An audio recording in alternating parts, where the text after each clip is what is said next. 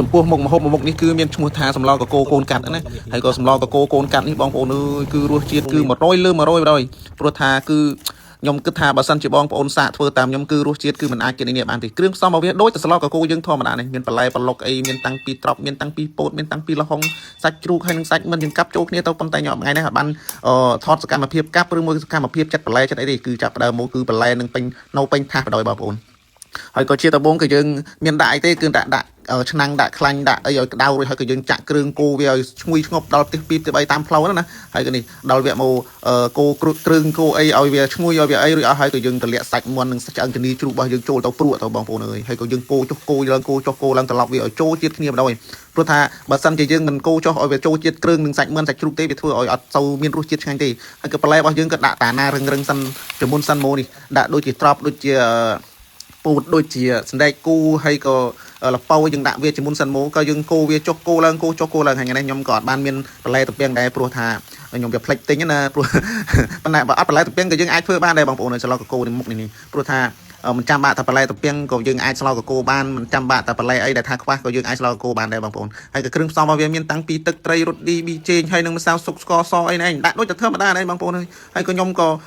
ឆ្នាំងនោះវាទូចខ្ញុំដូរដាក់ឆ្នាំងធំហើយបងប្អូនព្រោះខ្ញុំគិតថាវាប៉ាន់ប្រហែលទៅក៏វាស្មានតែដូចគ្នាណាវាប៉ិនគ្នាទៅក៏ស្មានតែបន្លែស្វិតទៅអីក៏យើងដាក់កើតទៅនេះអាចដូរឆ្នាំងបានហើយគេនេះកូនខ្ញុំក៏គាត់លាងបកងលាងបកងលាងបគីលាងអីដែលខ្ញុំទិញតែ10000ទេបងប្អូនបគីនេះហើយក៏យើងយកមកកាប់វាហើយយកមកឆ្កឹះអាចឆ្កឹះអីវាមិនបាក់បកសបកវាទេបើសិនជាបកសបកវារសជាតិគឺអត់សូវឆ្ងាញ់ទេបងប្អូនប៉ុន្តែវាពិបាកញ៉ាំបន្តិចប៉ុន្តែមិនអីទេបងប្អូនយើងចេះតែរកវិធីសាស្ត្រធ្វើឲ្យវាឆ្ងាញ់ឲ្យវាស្រួលដើម្បីក្នុងការញ៉ាំណាហើយក៏យើងមើលទៅតាយើងបកបគីបកអីហើយនឹងឆ្កឹះអាចឆ្កឹះងុំឬអស់ហើយគឺយើងចាក់ទឹកជាមួយនឹងស្លកកូរយើងបន្ថែមទៅដើម្បីឲ្យកុំឲ្យវាខាប់ឲ្យវាអីពេកណានេះស្លកកូរនេះក៏បងប្អូនគឺនិយាយរួមងាយស្រួលធ្វើទេវាអត់មានពិបាកធ្វើពិបាកអីទេព្រោះថាវាដូចតែស្លកកូរយើងធម្មតាណែឯងព្រោះគ្រាន់តែថាបន្ថែមបកាហើយនឹងវាអត់មានទំពាំងឯណែហើយក៏ខ្ញុំដាក់ឈ្មោះឲ្យប្លែកតិចទៅហើយក៏ដល់វាមកយើងមកដាក់បន្លែអាណាដែលថាវាត្រូវលលួយត្រូវអីមុនសិនណាបើសិនជាយើងដាក់ពីមុនមកវាធ្វើលលួយកាន់តែខ្លាំងទៅវាអត់សូវឆ្ងាញ់ទេប៉ុន្តែអានេះខ្ញុំក៏ដាក់មកដល់វាដាក់បកងដាក់បកាដាក់បន្លែរបស់ថាវាលលួយណាដាក់មកគោចុះគោឡើងគោចុះគោឡើងណែអាគោចុះគោឡើងណាក៏គោបើសិនជាយើងមិនបានគោឲ្យបានច្រើនដងនោះគេថាចាស់ក៏ថាអត់សូវឆ្ងាញ់ទេអញ្ចឹងហើយទើបតែយើងគោឲ្យបានយ៉ាងក្នុងមួយពេលស្លហ្នឹងគឺចង់1000ដងណាបងប្អូនអានេះគ្រាន់តែការនិយាយលេងទេបងប្អូនអើយមិនមែនចេះតែនិយាយទៅធ្វើឲ្យបងប្អូនពិបាកស្ដាប់ពិបាកទេគ្រាន់តែថាដើម្បីឲ្យប្លែកជាដើម្បីប្លែកអារម្មណ៍ថាបងប្អូនគាត់ក្នុងការសម្រានពីការងារក៏គាត់មើលទស្សនាវីដេអូរបស់ខ្ញុំក៏មើលទៅក៏គាត់ចង់សើចឬមួយក៏មើលទៅក៏គាត់នឹកឃើញថាធ្វើម្ហូបអីណាហើយក៏អរគុណមែនទេបងប្អូនតែងតែមើលវីដេអូរបស់ខ្ញុំណាហើយក៏នេះដល់វគ្គមកដាក់ជីក្រហមហើយចុងក្រោយគេមកបងប្អូនអើយហើយគឺយើងកូរចុះកូរឡើងកូរចុះកូរឡើងព្រោះថាបើសិនជាយើងមិនដាក់ជីក្រហមទេបើអត់សូវឈ្ងុយទេអញ្ចឹងហើយគឺយើងដាក់ជីក្រហមទៅអូខេហើយក៏សម្លរបស់យើងគឺបានឆ្អិនហើយបានឆ្អិនក៏យើងដួសដាក់ចានមកបងប្អូនអើយគឺដាក់ចានមកឃើញតែបកាមកក្រហមផោតតែតនៅក្នុងអាចានរបស់យើងក៏មើលទៅកលិបទឹកមិត្តគឺបដ ாய் ណាបងប្អូនបើសិនជាយើងមិនបាន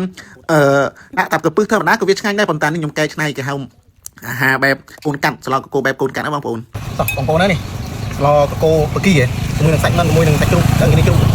តែនេះយើងហូបទាំងអស់គ្នានេះលើកទី1ហើយ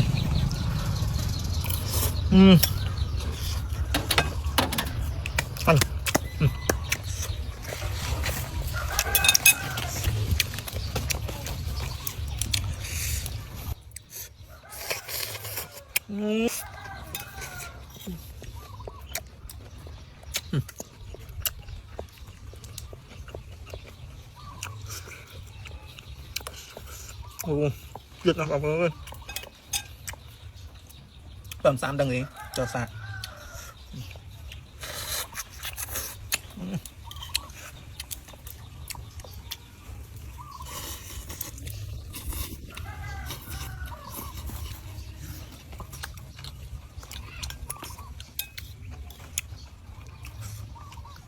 ផ្អែមឆ្ងាញ់